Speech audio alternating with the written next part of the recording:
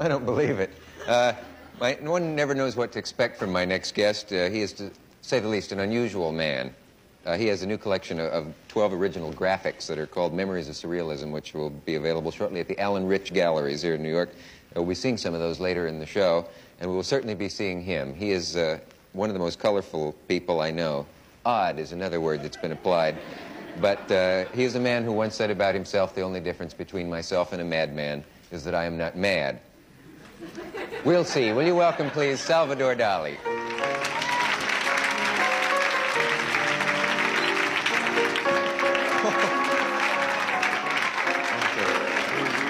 How do you do?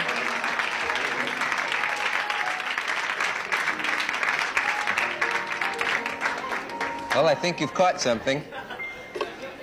I can't help noticing that you have an anteater with you, Mr. Dalí. Oh, please.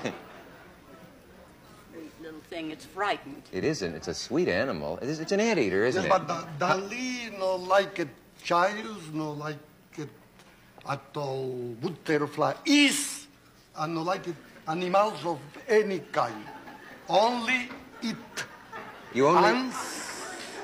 And violent rhinoceros. Right off. Rhinoceros. Rhinoceros. You like the rhinoceros and you like the anteater. Mr. Page, there's an anteater behind you. Gee, it's a... he came from the Bronx Zoo. He's not your own anteater, is that right? I am the property of 6 in his spine, but this is only for today. Are you somehow inspired by an anteater? Yes, because rhinoceros and it ants is the only 2 animals angelic. And it's an angelic animal. Angelic animal. Look, can we get a look at him? He's really great. I don't mean... Because the tongue. The tongue is exactly represent the molecular structure of desoxyribonucleic acid. Well, I think we all agree on that. It's hard to know, having you and an anteater here at the same time, which to... would you like to hold him on your lap so it will be easier to converse? And also the horn of the more violent animal, the rhinoceros. The curve of one horn of rhinoceros is exactly mathematical, 1 logarithmic spiral. Something about a rhinoceros. Yes, the logarithmic spiral of the shape of rhinoceros horn. Mr. Page was telling me that earlier. I think we just let the anteater walk until he finds an ant.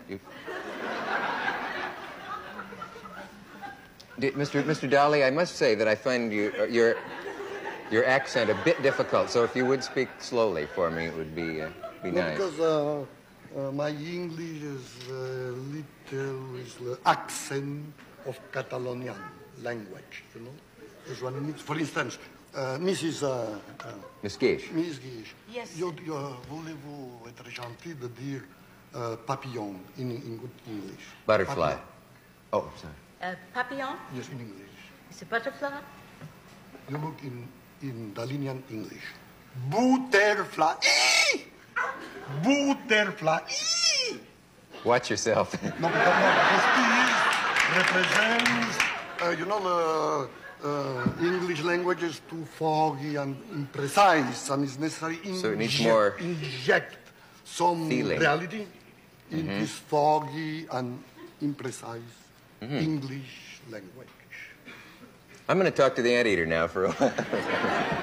Mr. Dalí,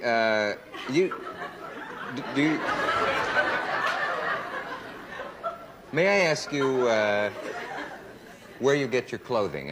Do you design your own clothing? I know you design your life in another sense. You've invented an incredible picture, a character. No. Myself is I'm only responsible for my face, the mustache. But this is Madame Dalí. You is my Beatrice in my life, and give me shoes and dress and everything. So your wife designs your outward appearance from the neck down? Give me everything. And you have designed your mustache, which of course has been the object of some humor over the years. No, és absolutely of the contrary. The mustache is the constant, tragical event in the human face.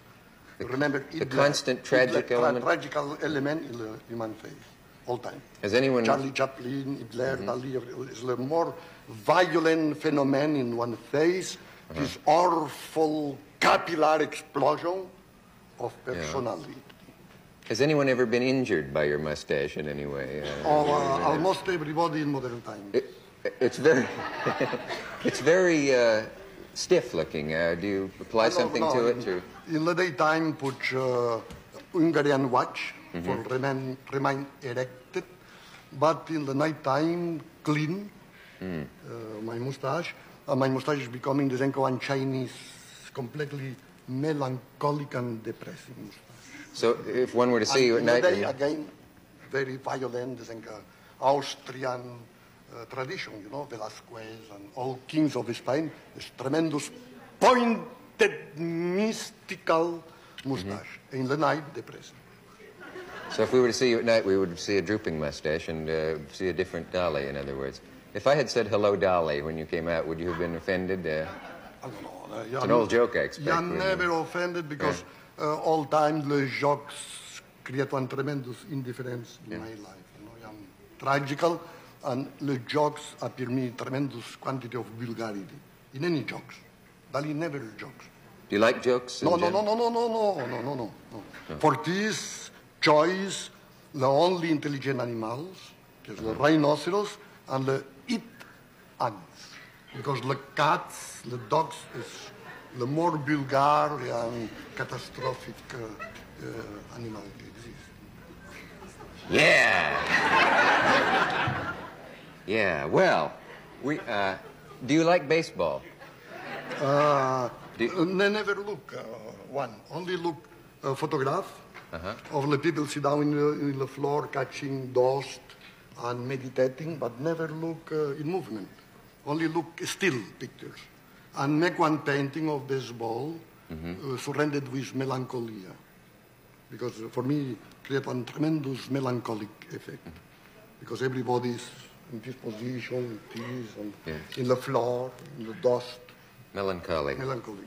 Does either of you have a question for Mr. Dalí? No, I'd like to know where Mr. Dalí got the anteater from. The anteater is not your own property. It came from this page window we got. It came from the Bronx Zoo. Do you have a collection of animals? No, I have 6 of these big ones, but these only coming. This for the television for you know, for my guest, madam. You got 6 of them. He has 6 of them, yes. In Spain. But only brought one for me. Well, that's nice. We have a message. This was all.